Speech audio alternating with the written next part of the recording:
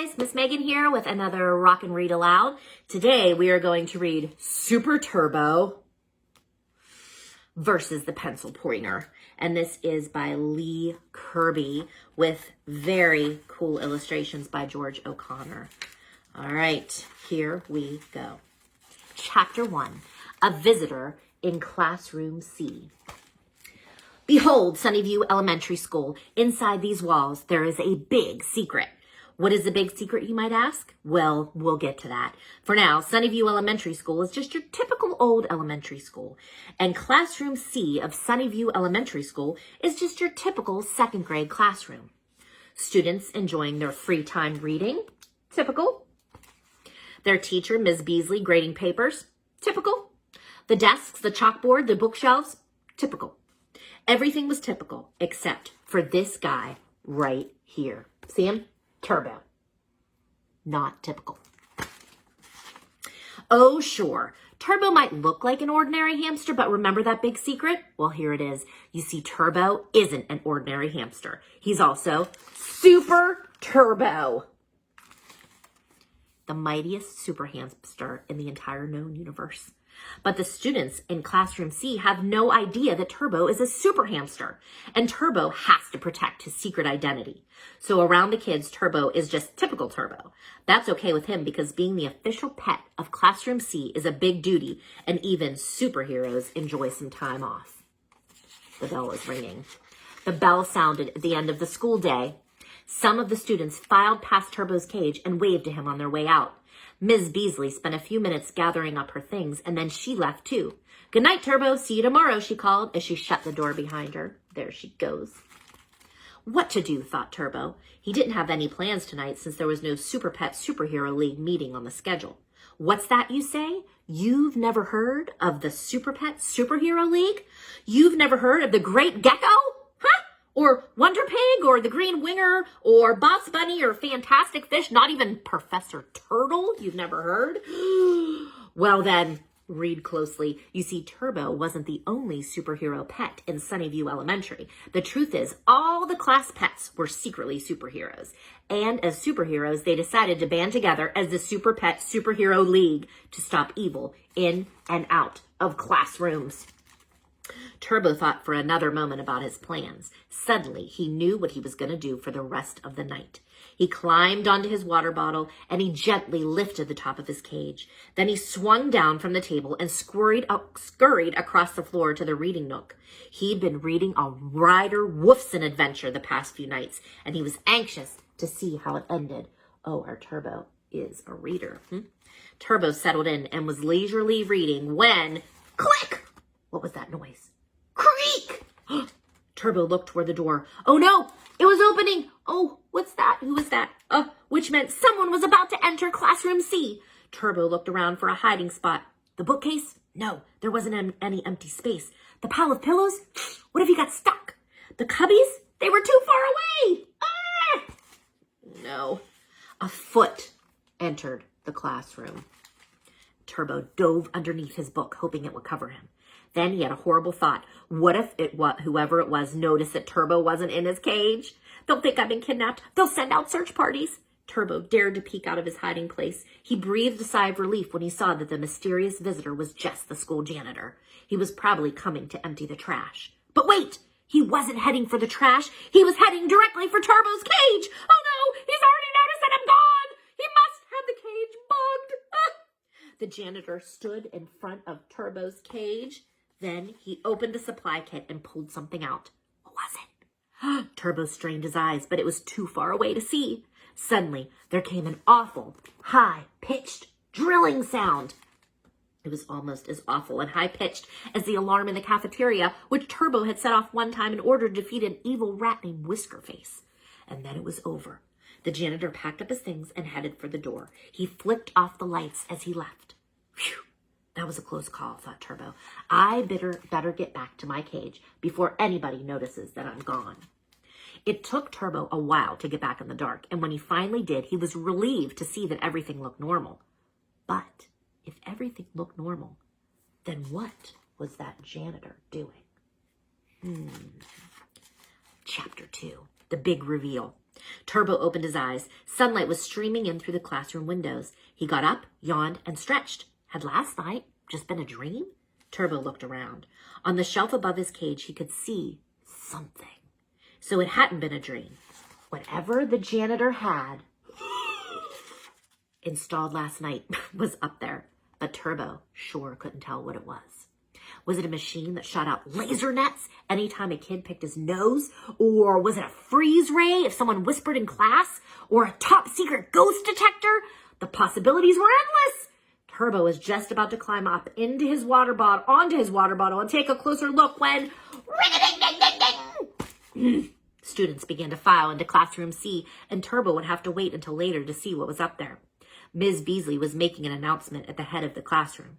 Oh, good, thought Turbo. She knows all about the mysterious device. She's probably going to warn the kids to stay clear until it can be properly removed from the shelf above my hamster cage. Class, I just wanted to point out, Ms. Beasley was saying, that we have an excellent new addition to the classroom. She gestured toward Turbo's cage. A brand new electric pencil sharpener, she announced. The class oohed and eyed as if Miss Beasley had just revealed that it was a flying chocolate maker. They were real excited. A hand shot up. It was a girl named Meredith whom Turbo had been keeping an eye on. The word in Super Pet Superhero League was that she was a potential troublemaker. Miss Beasley, may I sharpen my pencil? Meredith asked. Yes, Meredith, Miss Beasley replied. Anytime anyone needs to sharpen their pencil, they may get up and do so quietly. Meredith sprang up and ran to the sharpener. It was awful. Turbo would have covered his ears, but with Meredith right there, all the kids would have probably noticed, and then they'd start asking questions, and then he'd have to reveal his secret identity, and then, it was just too risky.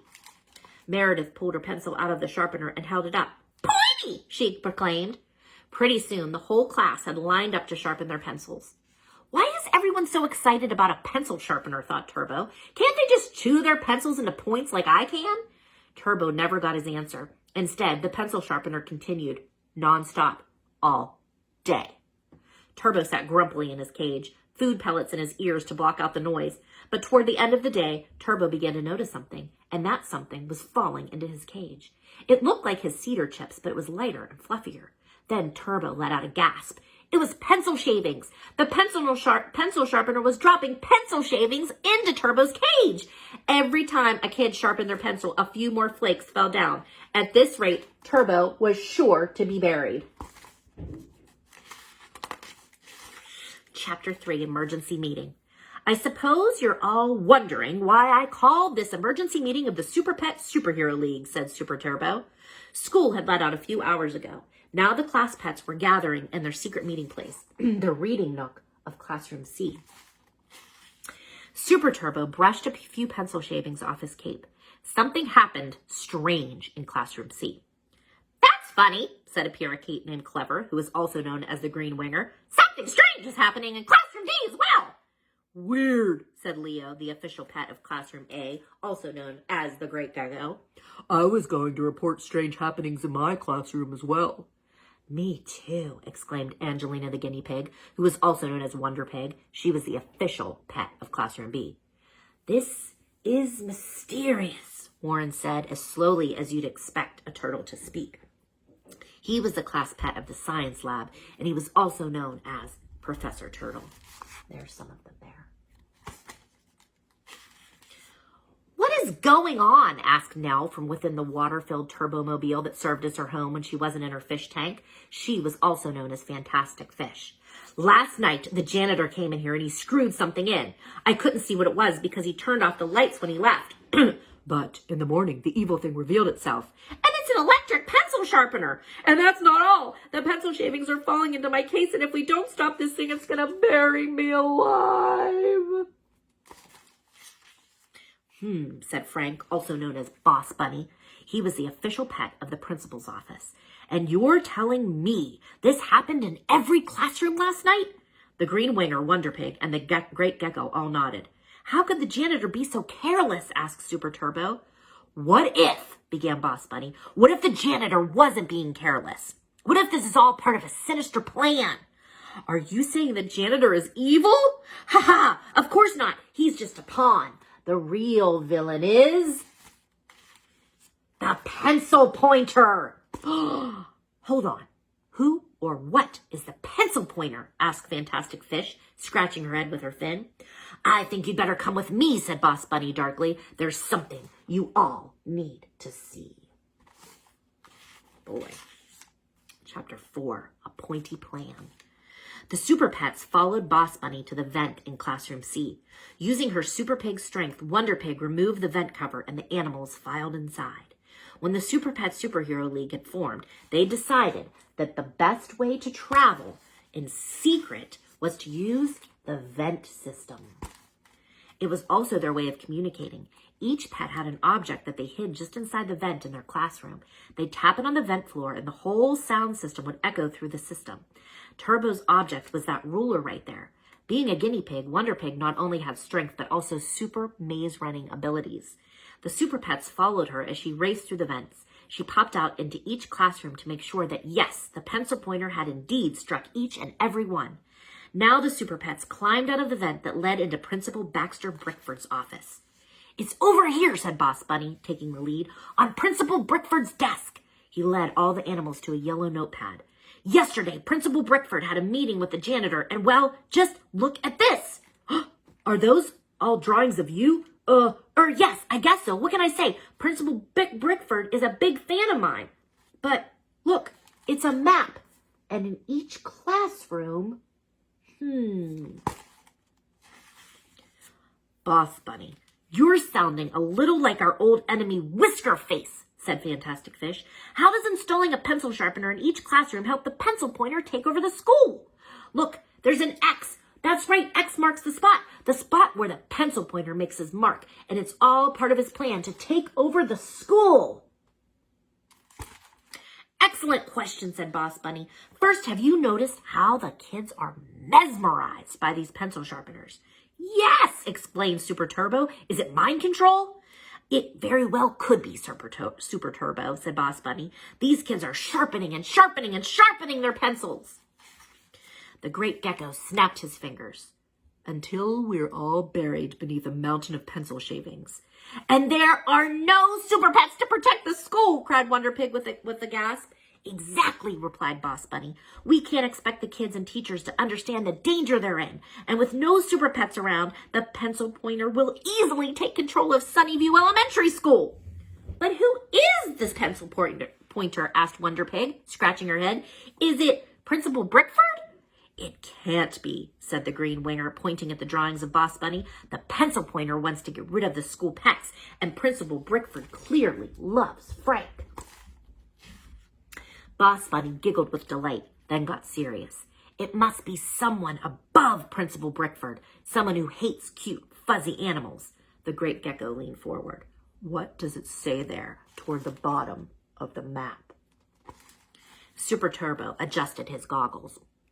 It says trial and cafeteria. Well, that's mysterious, said Professor Turtle. Are you guys thinking what I'm thinking? Asked Wonder Pig. Snacks! Chapter 5, Snack Attack. The Super Pet Superhero League arrived at the school cafeteria. I know we came here for snacks, but maybe we'll find some clues about the mysterious pencil pointer too, said Turbo. And maybe we'll find some nacho cheese potato chips, said Wonder Pig, licking her lips.